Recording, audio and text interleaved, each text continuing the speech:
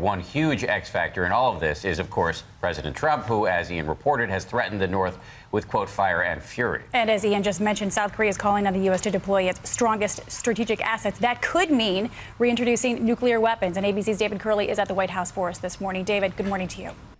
Good morning, Paula and Dan. There was no word from the White House overnight, but this morning a strong rebuke from the president of North Korea and some criticism of a U.S. ally. In a series of tweets starting at 7:30 this morning, the president calling the North Korea action a, quote, major nuclear test, adding, quote, their words and actions continue to be very hostile and dangerous to the United States. He called the North a rogue nation, which has become a great threat and embarrassment to China.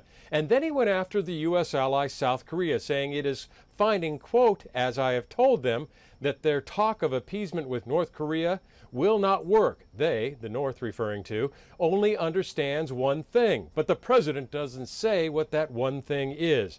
We do know, confirmed by South Korean sources, that H.R. McMaster, the national security advisor here at the White House, did talk to his counterpart in South Korea overnight, a 20-minute phone call. The South Koreans had been warning that the North might test a nuclear weapon any day now. Mr. Trump has been talking to those in the region, talking to the Japanese leader yesterday, the South Korean on Friday. Some very strong criticism from the White House.